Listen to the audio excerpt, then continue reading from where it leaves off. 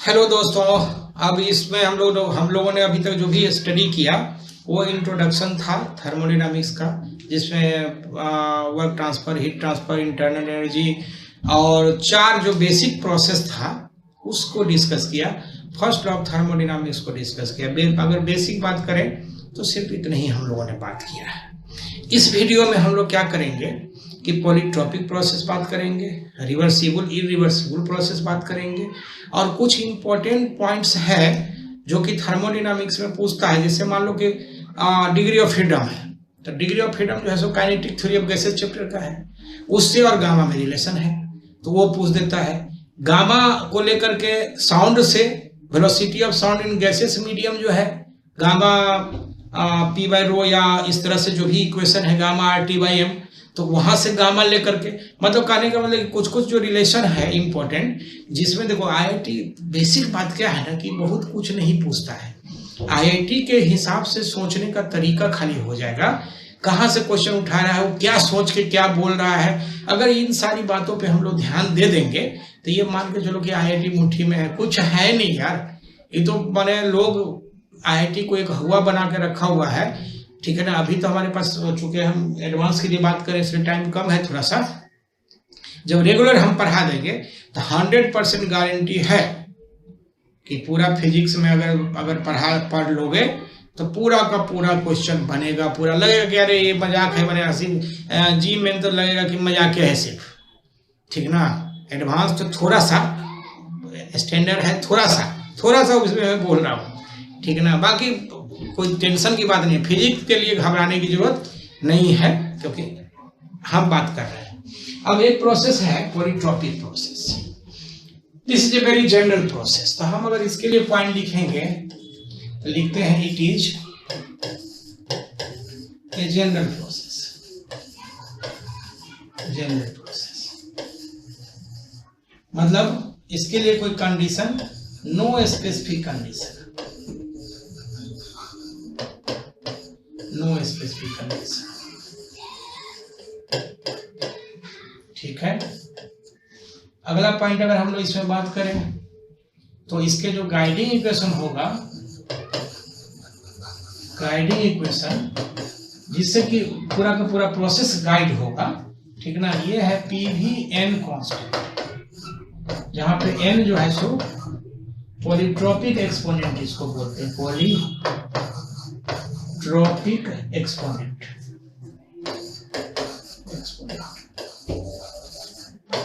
ठीक है। वो जो गामा था इसका नाम था adiabatic exponent,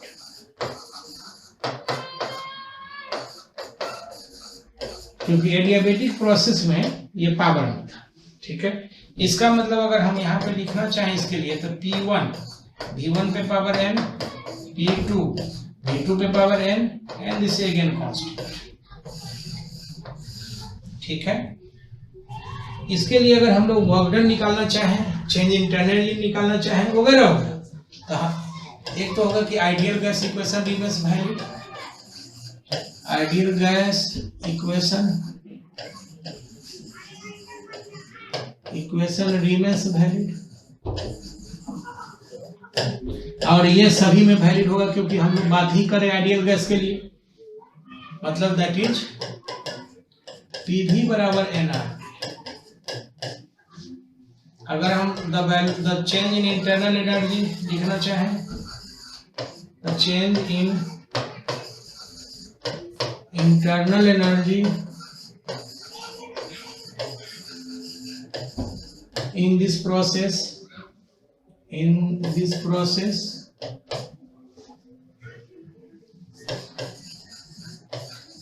is given by, अगर लिखते हैं तो हम लिखेंगे डेल्टा E बराबर N C V delta T, N R gamma -1 T2 -T1। Elementary form में लिखेंगे, in elementary form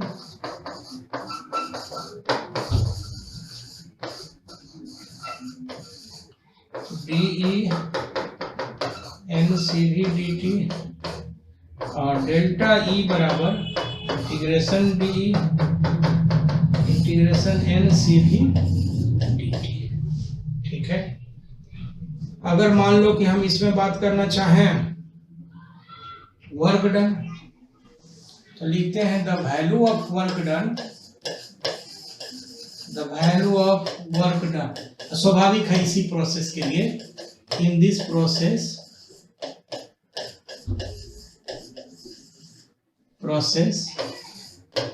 is given by work done जो था ये था इंटीग्रेशन पी डी वी, ये इसका डिफिनीशन था। और हम अगर लिखना चाहें तो ये देखो पी भी एन पे पी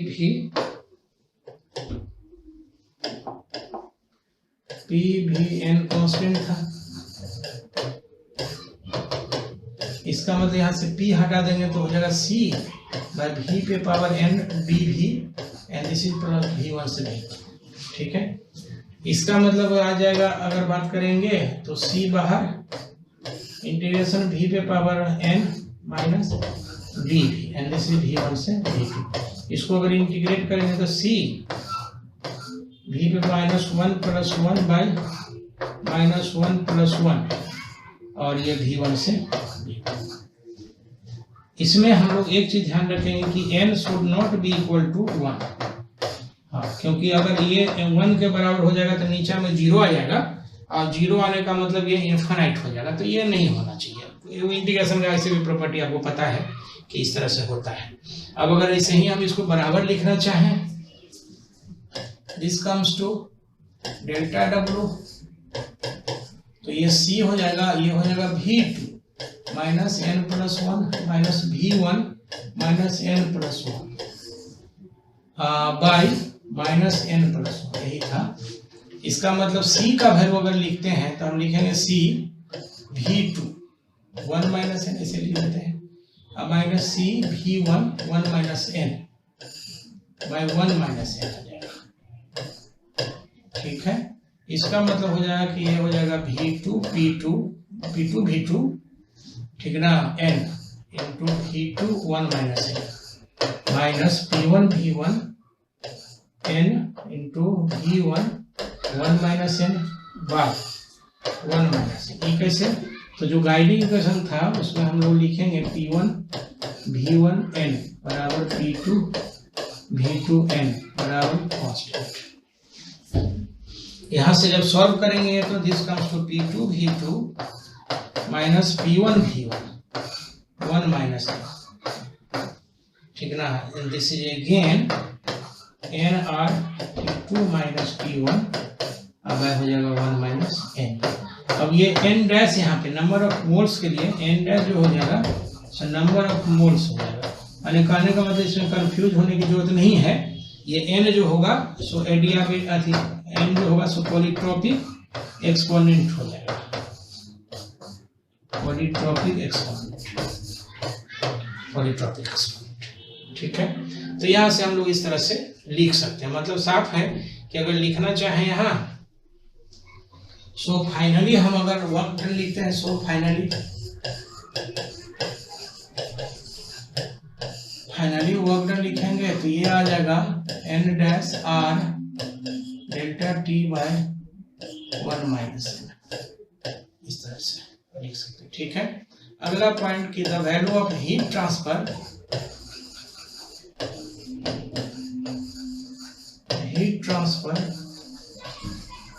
ऑब्वियस है इन प्रोसेस के लिए लिखेंगे तो डेल्टा Q बराबर delta E plus delta W। इसका मतलब हो जाएगा जिस n C V delta T plus n dash, ये n डैश हो जाएगा R delta T by 1 minus n।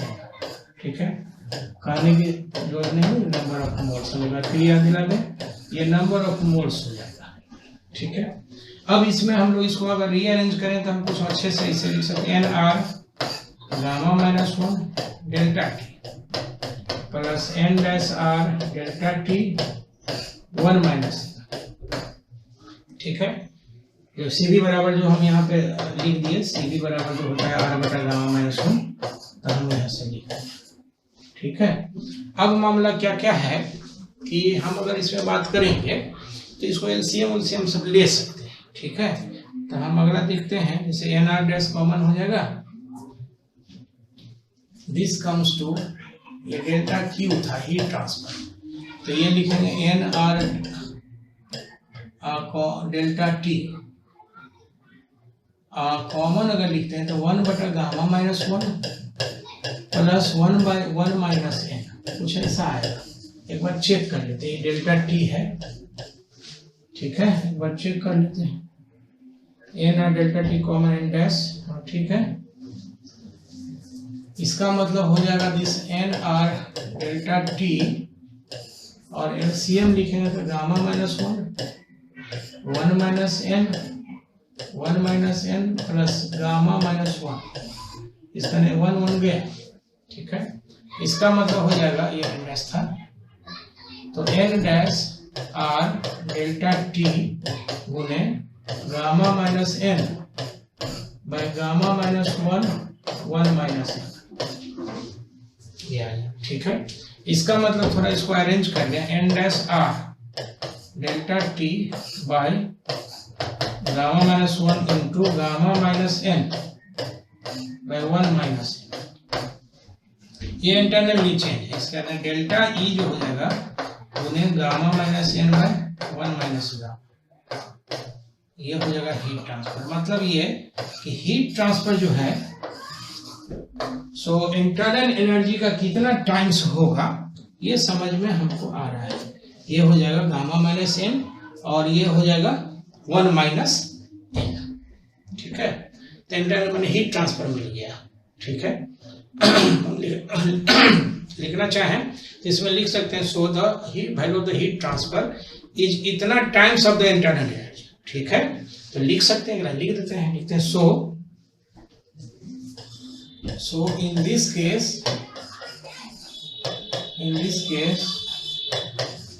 the value of the heat transfer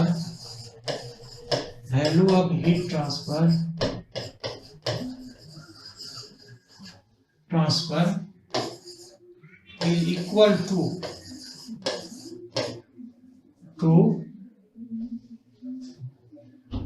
gamma minus n by 1 minus n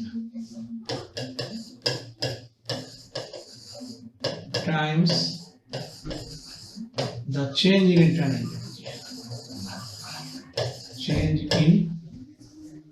internal energy.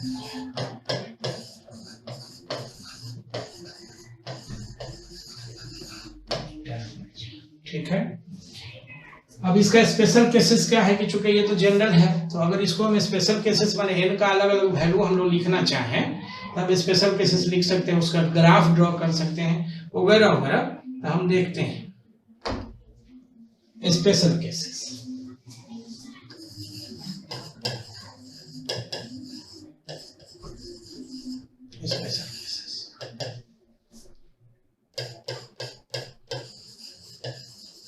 When n बराबर 1, तो आप जानते हो कि P भी बराबर कांस्टेंट और ये हो जाएगा आइसोथर्मल प्रोसेस।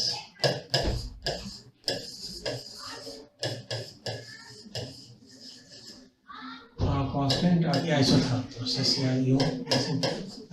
आइसोथर्मल का मतलब ये हो गया कि अगर पीवी डायग्राम पे हम ड्रॉ करें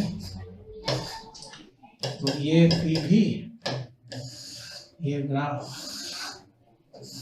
ये 4 प्रोसेस ऐसा रहेगा।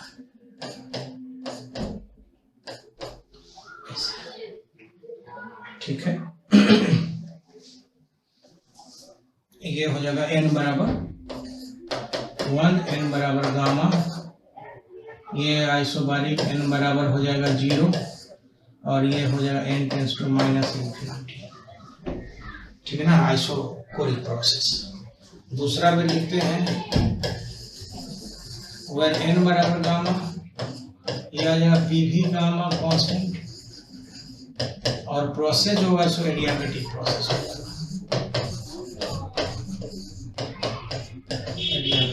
प्रोसेस।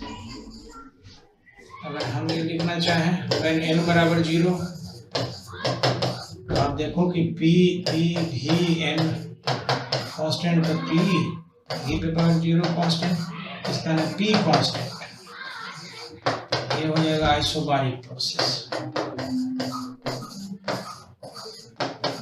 Isobaric process. ठीक है, इसी तरह से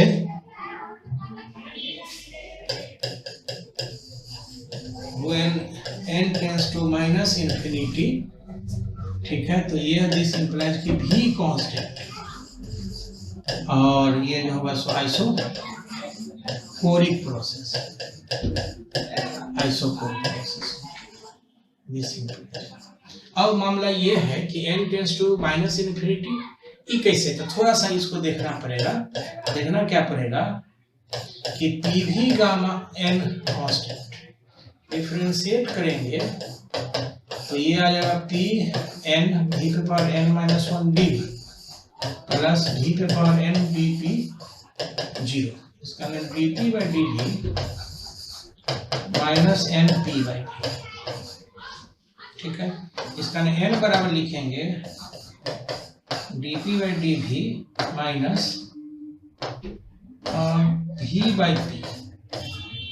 ठीक है, अब लिखते हैं फॉर भी कांस्टेंट, भी कांस्टेंट, इसका डी भी हो जाएगा 0, और जब डी भी 0 होगा नीचे में 0 आ जाएगा, n tends to minus infinity. इसका मतलब ये कि इस प्रोसेस में n जो है अगर इन्फिनाइट माने माइनस इन्फिनाइट हो जाएगा, ठीक ना, तो ये तुम्हारा आइसोकोरिक प्रोसेस आ जाएगा।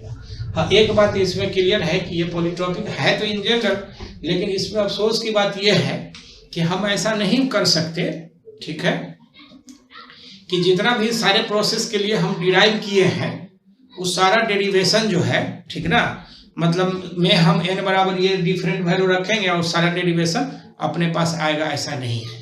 ठीक है, वो आपको ये प्रोसेस जानना पड़ेगा और इसके बाद फिर जो जैसे होगा हम डेरिवेशन उस हिसाब से करेंगे।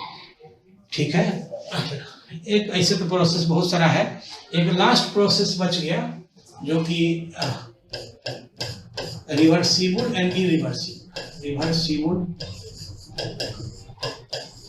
Reversible and irreversible process.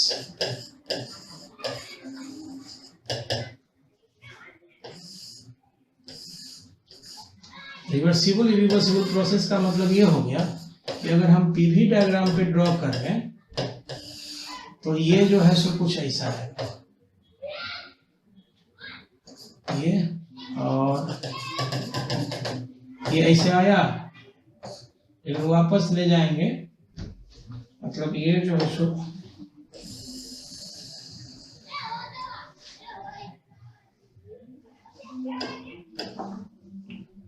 ये जो है सो अगर इसको हम बैक ले जाएंगे तो ये दूसरा पाथ ट्रेस करें, जैसे ए से ये बी हो गया, ये सी हो गया, ये सी डैश हो गया, इसको हम लोग डॉट डॉट भी करते हैं, तो ये सेम अगर पाथ फॉलो करता है इसको रिवर्सिबल बोलते हैं। अगर सेम पाथ फॉलो नहीं करता है रिवर्स डायरेक्शन माने बैकवर्ड डायरेक्शन, तो इसको हम लोग इरिवर्सिबल बोलते हैं। नॉर्मली रिवर्सिबल प्रोसेस में, ठीक है, जो फ्रिक्शन फोर्स होता है वो एब्सेंट होता है। ठीक है, तो लिखते हैं for reversible process,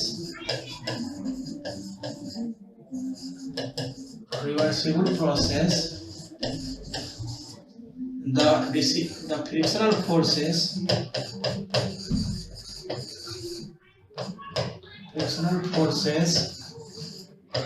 should be absent,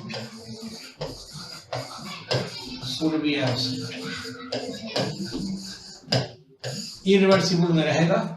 ऐसे जो भी हमारा थर्मोडायनामिक्स में जो भी हमारा प्रोसेस होता है वो प्रोसेस क्या है कि पिस्टन सिलेंडर अरेंजमेंट का है, यानी पिस्टन जो है सिलेंडर में मूव करेगा।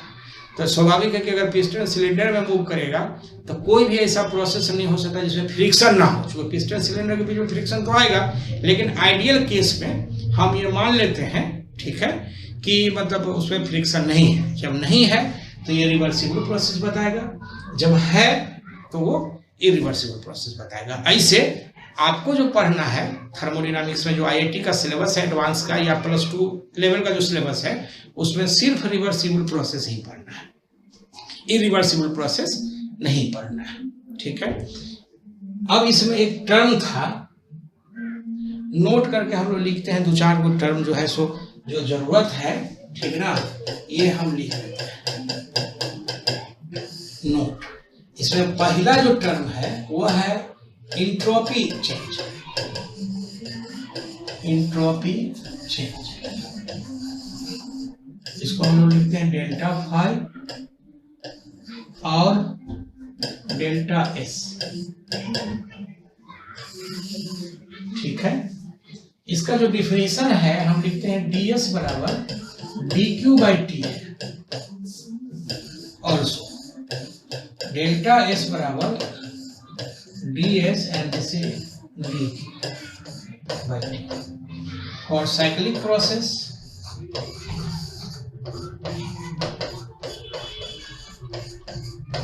प्रोसेस डेल्टा एस लिखेंगे तो हम लिखते हैं इंट्रोपी dq/t। अब यह है कि हर प्रोसेस के लिए अगर हमको dq मिल गया है तो हम चाहे तो ये इंट्रोपी चेंज निकाल सकते हैं हर प्रोसेस के लिए, ठीक है। और इंट्रोपी चेंज अगर निकल के आ जाएगा, ठीक है, तो स्वाभाविक है कि एक सब में सब जितना भी प्रोसेस हम पढ़े हैं सभी पॉइंट में, जैसे जैसे हम एक बात बताना चाहते हैं, जैसे मान लेते हैं कि सपोज करो फॉर आइसोकोरिक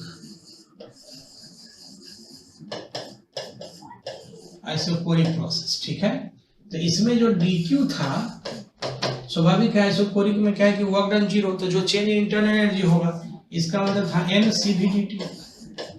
तो हम इसके लिए अगर इंट्रोपी चेंज लिखेंगे तो dq/t, इसका मतलब हो जाएगा mcv/dt/t का ये हो गया T1 से T2, ठीक है। अब लॉग वगैरह में जो होगा इंटीग्रेशन के बाद, इसी तरह से अगर हम जैसे हम थोड़ा सा बता ही दे रहे हैं, अगर हम लिखते हैं फॉर आइसोबारिक प्रोसेस, मान लो फॉर आइसोबारिक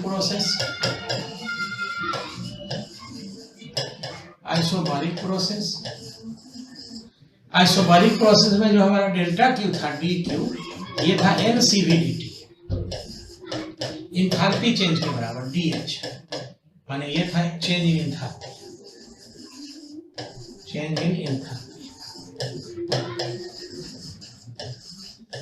इंथैल्पी, सो अगर चेंज इन एंट्रोपी लिखेंगे इस प्रोसेस के लिए, change in entropy,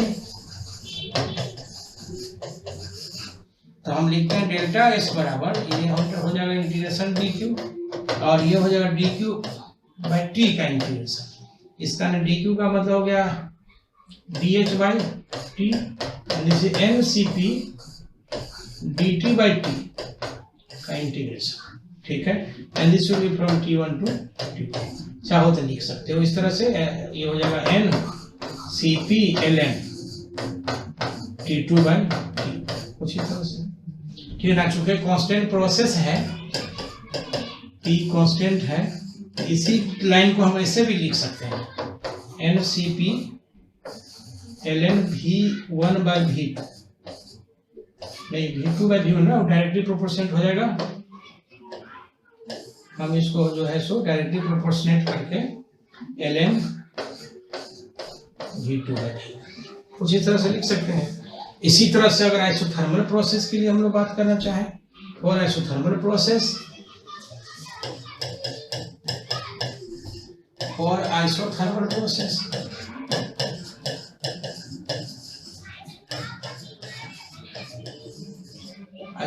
process T constant, ठीक है। तो T कांस्टेंट होता है इंटरनल चेंज 0, तो जो वर्क डन आ गया था, तो वर्क डन आ गया था dq इंटीग्रेशन T dv से इंटीग्रेशन ये डेल्टा टी, ठीक है। और ये जो होगा सो डेल्टा डब्ल्यू के बराबर था, ये था N R T L N V2 by V. आप चेक कर सकते हो पीछे, ये सब याद रखना पड़ेगा। सो डेल्टा एस लिखते हैं तो integration D Q by T, और चूंकि 1 बाई टी कॉन्स्टेंट है, टी कॉन्स्टेंट है तो बाहर आ जाएगा, तो ये डी क्यू का इंटीग्रेशन हो जाएगा। डी क्यू का मतलब हो जाएगा N R T L N V2 by V1 अब टी हो जाएगा, तो ये टी गया। इसका मतलब जो है so n R l N V2 by V1। हम इसमें इस प्रोसेस के लिए एंट्रोपी चेंज ऐसे लिख सकते हैं, ठीक है। इसी तरह से अगर हम एडियाबेटिक के लिए लिखना चाहें तो फॉर एडियाबेटिक प्रोसेस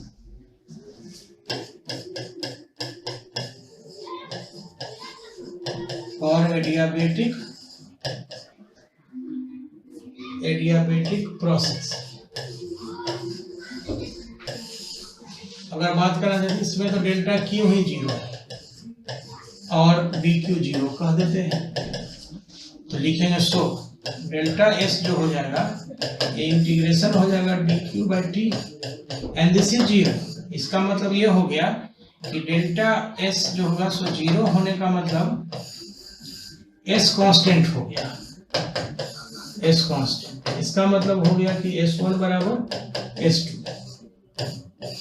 मतलब साफ है कि इसमें इंट्रोपी कांस्टेंट होता है, इंट्रोपी एडियाबेटिक प्रोसेस में इंट्रोपी का चेंज नहीं होता है। सो द वैल्यू ऑफ इंट्रोपी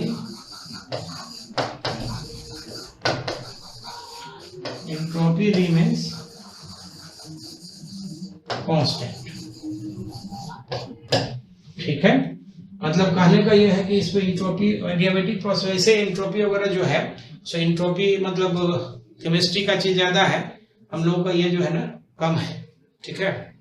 लेकिन सेकेंड लॉ जब बात करेंगे तो थोड़ा सा इंट्रोपी आएगा, ठीक है।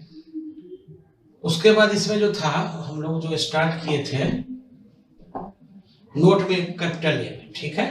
तो नोट कैपिटल ए में अगर हम लोग बात करते हैं तो अब जरा से देखते हैं कैपिटल बी में।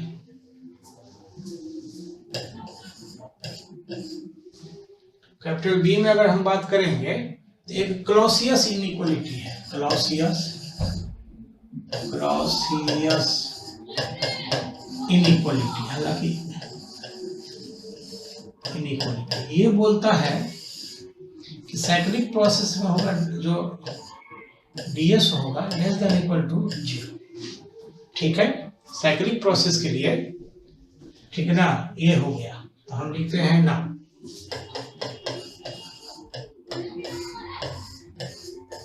ds बराबर 0 for cyclic process, for reversible process कर सकते हो।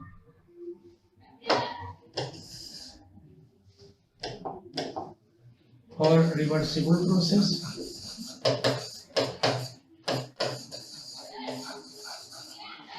and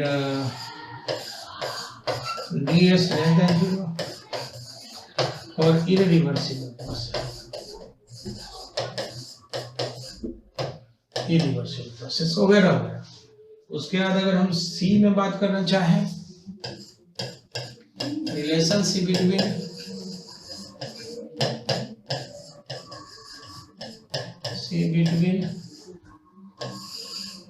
गामा एंड आई का मतलब हुआ ये डिग्री ऑफ फ्रीडम कहलाता है, डिग्री ऑफ फ्रीडम। हम यहाँ पे डिग्री ऑफ फ्रीडम मतलब काइनेटिक थ्योरी ऑफ गैसेस से बात नहीं करेंगे, क्योंकि उससे हालांकि क्वेश्चन तो पूछता है डिग्री ऑफ फ्रीडम है, डिग्री ऑफ फ्रीडम, ठीक है। तो क्वेश्चन तो पूछता है, लेकिन क्या है कि अब उतना समय नहीं है, ठीक ना, कि हम लोग डिग्री ऑफ फ्रीडम और ये सब बात करें। लेकिन एक चीज क्लियर है कि हम अगर इंटरनल एनर्जी जो है सो बात करते हैं, ये आता है N C V delta T, N R gamma minus 1 T minus 0 मान लेते हैं, सॉल्यूट 0 एक मानते हैं, एक टेम्परेचर। दूसरा जो है सो काइनेटिक एनर्जी जो होता है ये I/2 RT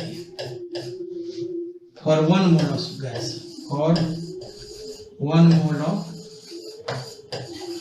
गैस। ये पता होगा, यही अगेन इसी में थोड़ा और लिख दें हम, ऑल्सो के जो हो जाएगा AI/2 kT, ठीक है, और 1 मोलिक्यूल कहने का मतलब एक मोलिक्यूल के लिए जो काइनेटिक एनर्जी होगा I/2 kT, और एक मोल में जितना गैस होगा उसके लिए जो होगा सो I/2 RT। तो कंपेयर करेंगे, क्योंकि काइनेटिक एनर्जी जो है वो इंटरनल एनर्जी है, इसलिए कि पोटेंशियल एनर्जी गैसियस सिस्टम में जीरो होता है। स्पेशली आइडियल गैस सिस्टम में जो पोटेंशियल एनर्जी का वैल्यू है हम ये जीरो मानते हैं। इसलिए मानते हैं क्योंकि आपस का जो इंटरमोलिकुलर फोर्स ऑफ अट्रैक्शन है वो हम कंसीडर नहीं करते हैं आइडियल गैस में। तो आइडियल गैस में जब फोर्स ऑफ इंटरेक्शन नहीं है तो स्वाभाविक वर्क डन नहीं होगा, तो वर्क डन नहीं होगा तो पोटेंशियल एनर्जी नहीं आएगा, क्योंकि पोटेंशियल एनर्जी हमेशा वर्क डन के टर्म में डिफाइन होता है। ऑलवेज कहीं भी होगा जो कॉन्फ़िगरेशन बनाने में एनर्जी लगा होगा उसी को हम पोटेंशियल एनर्जी बोलते हैं, ठीक है। तो हम अगर बात करेंगे तो हम लिखते हैं so for ideal gas, so for ideal gas delta E बराबर हो जाएगा काइनेटिक एनर्जी। इसका अच्छा 1 मोल है तो ये R/γ-1 बराबर इंटू T बराबर हो जाएगा I/2 RT। RT तो गया, इसका मतलब आ जाएगा दिस इज, इसको हम अगर लिखते हैं तो उलट देंगे तो γ-1 बराबर 2/I। दिस इंप्लाइज कि गामा बराबर जो हो जाएगा 1 + 2/I। तो ये हम लोग का मतलब ये जरूरी इसलिए है कि कई बार क्वेश्चन इंटरमिक्स करता है, हम काइनेटिक थ्योरी ऑफ गैसेस अभी पढ़ाएंगे नहीं, तो इसलिए जरूरी होगा इसमें। तो हम इसके लिए बात करेंगे, तो को थोड़ा ठीक से लिख दो, अच्छा लगेगा। दिस इज 2/3, ठीक है। अब गामा का जो वैल्यू हम वहाँ कैलकुलेट किए थे, कैलकुलेट करने का मतलब 5/3, 7/14, 1.4, 4/3, 1.33 वगैरह ये यहीं से आता है, ठीक है। ये आ जाएगा कितना, गामा बराबर 2/I ना, 2/I था यार, 2/I, ठीक है। तो I डिग्री ऑफ फ्रीडम है, ठीक है ना। डिग्री ऑफ फ्रीडम का मतलब होता है कि कितना पैरामीटर्स, ठीक ना, किसी भी गैसियस मॉलिक्यूल के काइनेटिक एनर्जी को एक्सप्लेन करने के लिए चाहिए। The minimum value of parameters required for the complete explanation of the kinetic energy of the gaseous molecules is known as the degree of freedom, ठीक है। जैसे मोनो एटॉमिक है तो मोनो एटॉमिक का डिग्री ऑफ फ्रीडम 3 होगा। क्यों 3 होगा?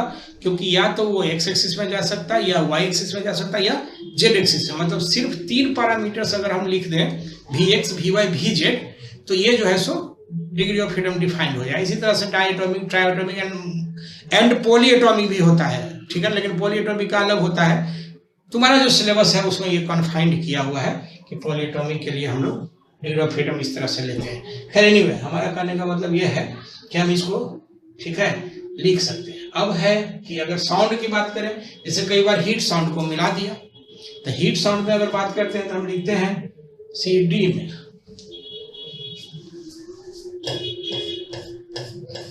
ये D होगा relationship between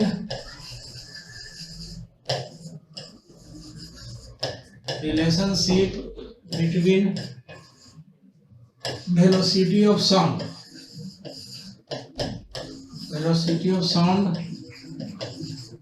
and degree of freedom। लो पहले इसी को देखते हैं, डिग्री ऑफ फ्रीडम, ठीक है। तो वेलोसिटी ऑफ साउंड जो होता है ये होता है गामा RT/m रूट। और डिग्री ऑफ फ्रीडम के लिए हम गामा लिखे हैं तो जैसे 1 + 2/I। इसका मतलब हम अगर यहां से लिखें सो वेलोसिटी ऑफ साउंड लिखें, गामा का वैल्यू अगर लिख देंगे तो 1 + 2/I, ठीक है। और ये हो जाएगा RT/m। तो ये जो रिलेशन हो जाएगा, मोलर मास होता है 1 मोल के लिए बात करते हैं, ये होगा, ये फार्मूला पता होगा तुमको साउंड में, नहीं तो हम फिर साउंड में अगर आएंगे तो थोड़ा सा ये बात हम कर लेंगे। तो ये यहाँ से हम लोग ये रिलेशन देख सकते हैं। कई बार क्या होता है ना कि वेलोसिटी ऑफ साउंड दिया रहता है किसी गैस में, तब CP/CV की बात कर रहा है या गामा की बात कर रहा है, तो वहाँ से हम लोग डिग्री ऑफ फ्रीडम निकालेंगे, और डिग्री ऑफ फ्रीडम से हम गामा निकालेंगे। यहाँ से जो गामा का रिलेशन है यहाँ से, तो हम लोग इसको निकाल सकते हैं। मतलब हम ये कहना समझाना चाह रहे हैं बेसिक तरीका से कि कहीं का भी सवाल रहे, ठीक है। हम अगर बात करते हैं IIT की, IIT एडवांस स्पेशली, जी पेन नहीं, तो इस IIT एडवांस में क्या है कि क्वेश्चन थोड़ा सा इस पार्ट का उठा के वहाँ, वहाँ का पार्ट उठा के वहाँ, वगैरह वगैरह करता है। जैसे हम एक दिखाते हैं क्या चीज हो सकता है। डी में, ई में लिखते हैं, ई में analysis of ideal gas equation,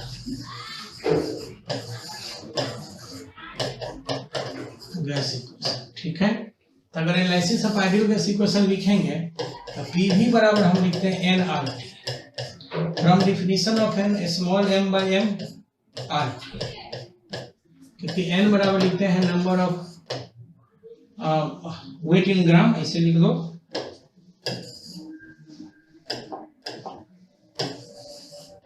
wait in gram by molecular weight, ठीक है। तो हम अगर यहाँ से जिससे गेन इंप्लाइज की P बराबर लिखते हैं तो m/v ये हो जाएगा RT/m, सब पता हो गया, केमिस्ट्री में भी पढ़े हो गए। मास बटा वॉल्यूम हो गया रो, डेंसिटी RT/m ये हो जाएगा। एक रिलेशन तो यहाँ से आ गया। अगर हम इसी में फॉर कांस्टेंट प्रेशर बोले, फॉर P कांस्टेंट, तो ये जो रो इंटू T जो हो गया सो कांस्टेंट हो गया, ठीक है। इसका मतलब अगर कोई ग्राफ हम ड्रॉ करना चाहें रो और T के बीच में, ये मान लो कि ये है रो और ये T है लेटर से, तो ये जो है सो फिर इस तरह का आ जाएगा इससे, ठीक है, रो और T के बीच में। इसका मतलब दिस अगेन इंप्लाइज कि रो1 बराबर रो1 T1 बराबर रो2 T2, ठीक है। इसी को हम लोग कंसंट्रेशन के टर्म में भी लिख सकते हैं। कंसंट्रेशन के टर्म में मतलब ये कि number of volume moles per unit volume या number of molecules per unit volume, इसके टर्म में हम लिख सकते हैं, ठीक है। तो हम इसको थोड़ा और अच्छे से लिख देते हैं। अगेन